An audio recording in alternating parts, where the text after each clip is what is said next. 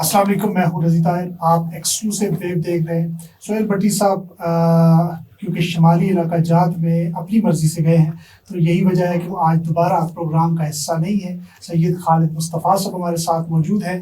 ایران اور اسرائیل کی جنگ کا اس وقت جو ہے ڈرامائی اختتام ہوتا ہے جب ہم دیکھتے ہیں رات کو قطر کے الحدید بیس پر حملہ ہوتا ہے اور اس کے بعد اچانک ٹرمپ کی ٹون بھی بدلتی ہے اور جس جنگ نے پھیلنا تھا وہ جنگ سکڑ جاتی ہے اور بالآخر چند گھنٹوں میں اختتام پذیر ہو جاتی ہے. تو بہت کچھ ڈرامائی انداز سے ہوتا دکھائی دیا.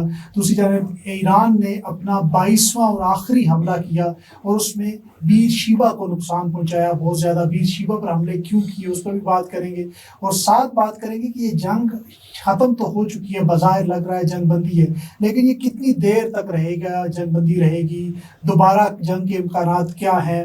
دونوں ممالک ایران اور اسرائیل اس کی گارنٹی کس ملک نے اٹھائی ہے اور یہ اچانک سے اتنا کچھ جو ہو گیا ہے اس کے پیچھے کون سے محرکات تھے. اسٹریٹ آف ہارمز کی کل ہم نے بات کی تھی، آج بات کریں گے کہ امریکہ کیوں اتنا تلملا اٹھا ہے، اسٹریٹ آف ہارمز کی دھمکی کیوں اتنی پر اثر ہے. یہ تمام معاملات ہیں.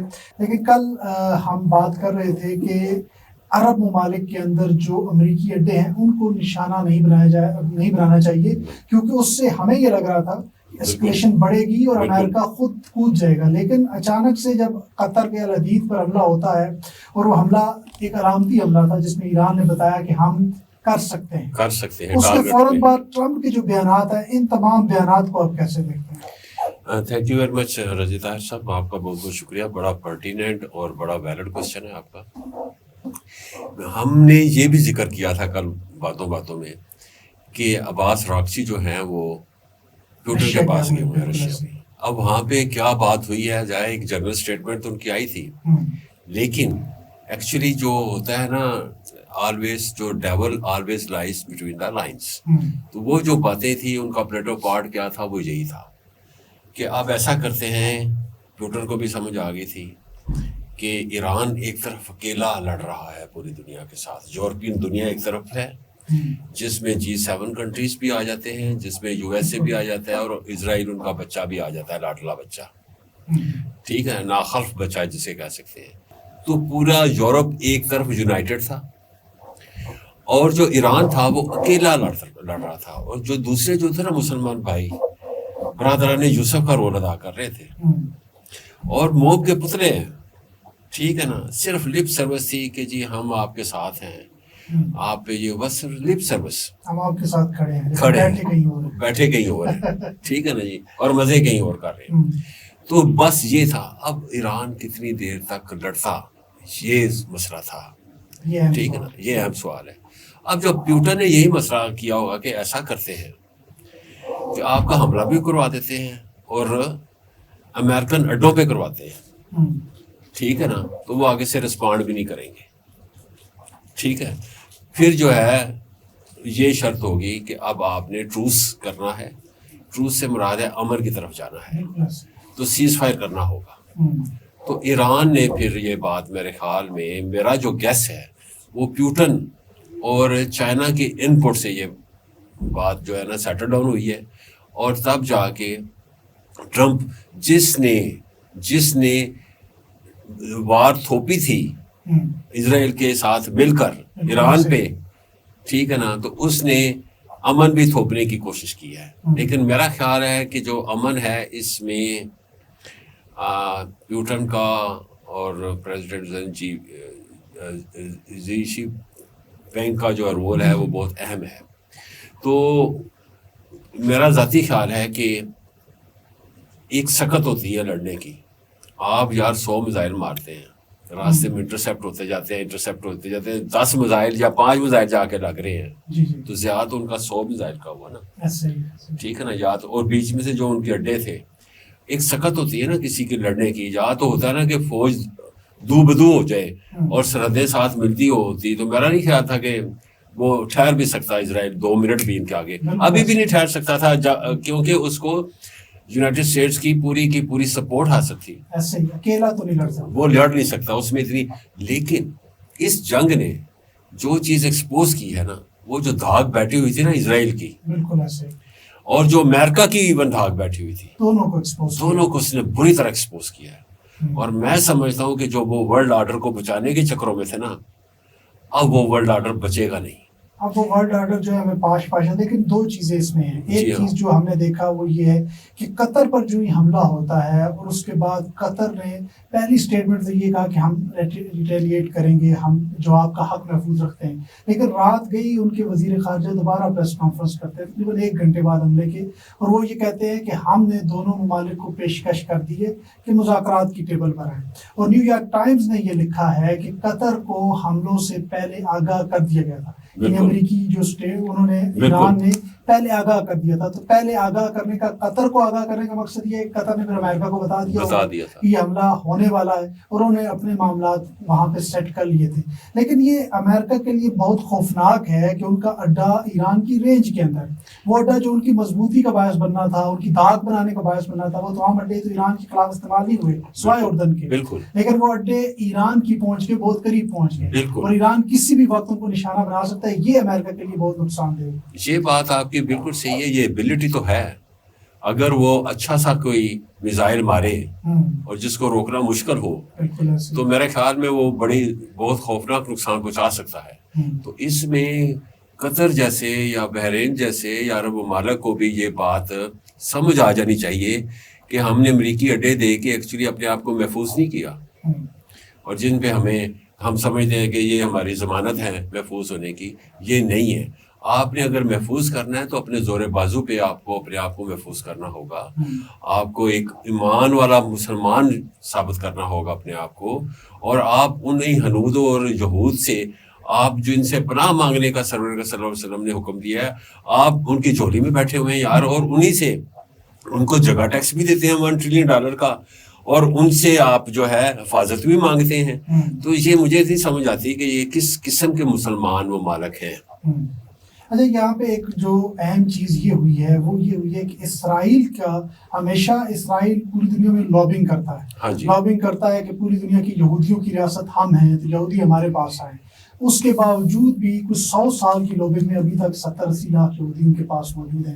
لیکن جیسے ہی کوئی ایک جنگ چھوٹی موٹی شروع ہوتی ہے، بڑی تعداد میں یہودی وہاں سے نکل جاتے ہیں. بالکل، جس طرح 10 لاکھ یہودیوں نے غزہ جنگ کے اندر انخلا کیا ہے. تو وہاں پہ اس ایرانی حملے کے بعد اب وہاں سے بڑی تعداد میں یہودی ایک مطلب پھر انخلا شروع کر دیں گے، کیونکہ وہ اب سمجھ رہے ہیں کہ ہم محفوظ نہیں ہیں. آئرن ڈوم گیا، ایرو 3 سسٹم گیا، ڈیوڈ سلنگ گیا، اس کے اوپر فضائیہ کی سب کچھ چھوڑ کے خیبر شکن اگر لگ رہا ہے تو اب وہاں سے بڑی تعداد میں تو اسرائیل تو آئندہ غیر محفوظ ہو گیا ہے، اور یہ نہیں ثابت ہو گیا کہ وہ غیر محفوظ ہے. اور جو اسرائیلی مختلف ممالک سے وہاں پہ آباد ہوئے تھے وہ اپنے آپ کو غیر محفوظ سمجھتے ہیں.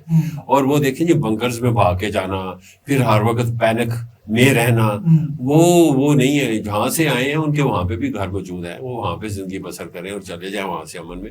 اور میرا خیال ہے کہ یہ جھوٹ موٹ کا جو انہوں نے بنایا ہوا ہے ایک ملک، اور اس میں مختلف یہودیوں کو آباد کر کے انہیں اسرائیلی نام دے رہے ہیں، تو وہ میرے خیال میں اب چلے گا نہیں ہے. اب انہیں سمجھ آ گئی ہے کہ کسی ملک سے پالا پڑا ہے. اب وہ 2 ریاستی حل کی طرف بھی آ سکتے ہیں. تمام مسلمان ممالک مزید پریشر ڈالیں اور کہیں کہ اب اس کو کم از کم اتنا تسلیم کریں، مغربی کنارے اور غزہ اور جتنا 1965 کا ایک تھا، کم از کم ان سرحدوں پر آ کے خود کو محدود کریں. لیکن کم از کم فلسطین کے پاس تمام وہ طاقت، تمام آزادی ہونی چاہیے جو ایک آزاد ریاست کو ملنی چاہیے. لیکن میں یہاں آؤں گا آبنائے ہرمز. آبنائے ہرمز جو ہے اس میں ہم نے کل بھی ڈسکشن کی، پاکستان کو بڑا نقصان ہوا تو ہم تو بچ گئے،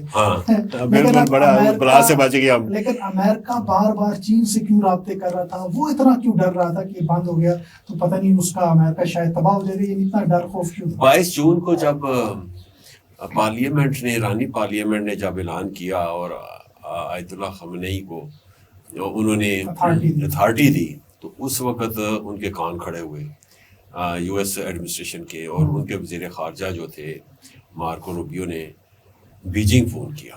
انہوں نے کہا کہ جی یہ جو آبنائے ہرمز ہے آپ اس کو بند نہ کروائیں اور مہربانی کریں. اب سوال یہ پیدا ہوتا ہے کہ یہ کیوں کہہ رہے ہیں کہ مہربانی کریں، اور چائنا سے کیوں کہہ رہے ہیں؟ چائنا کا کون سا ویک پوائنٹ ہے جو کہہ رہا ہے کہ جی مسئلہ یہ ہے کہ جی وہاں پہ ہر روز جو کروڈ آئل اور پیٹرولیم پروڈکٹس کا جو گزر ہوتا ہے، جو شپنگ ہوتی ہے، وہ 17 ملین بیرلز پر ڈے، یعنی ہر روز 17 ملین جو ہے بیرلز کروڈ آئل کی وہ ٹرانسپورٹیشن ہوتی ہے، ٹھیک ہے نا، ابنائے ہرمز میں سے. ٹوٹل تو 20% آف دی ہول ہے، لیکن وہ میں ویسے ہندسوں میں بتانا چاہ رہا ہوں کہ وہ کتنی ہے. اس میں سے جو چائنا جو ہے وہ اس ابنائے ہرمز میں سے جو لے رہا ہے، جو ٹرانسپورٹیشن ہوتی ہے اس کے حصے کی، وہ تقریباً 4 سے 5 ملین بیرلز وہ لیتا ہے وہاں سے، اپنی انرجی ضروریات پورا کرتا ہے. یہ تو اس کا 35% بنتا ہے. لیکن وہ پوری دنیا سے جو امپورٹ کر رہا ہوتا ہے کروڈ آئل، وہ ہے 10 ملین بیرلز پر ڈے. تو اگر وہ 10 ملین بیرلز پر ڈے پوری دنیا سے امپورٹ کرتا ہے، تو ابنائے ہرمز سے جو گزر کے جاتا ہے وہ تقریباً اس کا آدھا ہے پرسنٹ ہے، یعنی 50% ہے. 50% سے مراد یہ ہے کہ 5 ملین جو ہے بیرلز صرف یہاں سے جا رہا ہے، ٹھیک ہے نا. تو 5 ملین بیرلز کہیں اور سے مختلف ممالک سے بھی لے رہے ہیں. تو اس کی اکانومی کا جو سٹیک ہے، چائنا کی اکانومی کا سٹیک، وہ بہت زیادہ ہے اس پیٹرولیم پروڈکٹس پہ جو آبنائے ہرمز سے گزر کے جاتی ہے. کیونکہ وہ مڈل ایسٹ کا جو جتنے بھی ہمارے یہ قطر ہے یا سعودی عرب ہے یا دبئی ہے، یہاں سے وہ بڑی مقدار میں وہ کروڈ آئل لیتا ہے، فنش پروڈکٹس لیتا ہے، LNG بھی لیتا ہے. تو وہ بہت زیادہ ہے. تو ایک تو یہ تھا. دوسرا یہ تھا کہ وہ سوال یہ پیدا ہوتا ہے، پھر اس نے کہا ٹھیک ہے مجھے تو چاہیے، کیونکہ جو پالیسی ہے، آپ کو میں بتا دوں کہ جو چائنا کی پالیسی ہے وہ لو پروفائل میں رہ کے اپنے آپ کو مضبوط کرنا، لو پروفائل میں رہ کے اپنے آپ کو مضبوط کرنا. اور پھر اچانک جیسے اس نے J10C کے ذریعے لوگوں کو بتایا نا، بابا میں تو ہتھیاروں میں بھی آپ سے آگے نکل چکا ہوں، ٹھیک ہے نا. تو وہ انشاءاللہ کسی ایسے دن جب وہ بیڑے کے ساتھ باہر نکلے گا نا، تو ہو سکتا ہے کہ USA وغیرہ. مجھے یہ بھی پتا چلا ہے کہ اس نے H-20 بم بسٹر بھی بنا لیا، جو اس کے جو بم بسٹر جو اس نے پھینکا ہے اس سے بہت زیادہ نقصان دہ وہ والا ہے، اس کا زیادہ امپیکٹ ہے.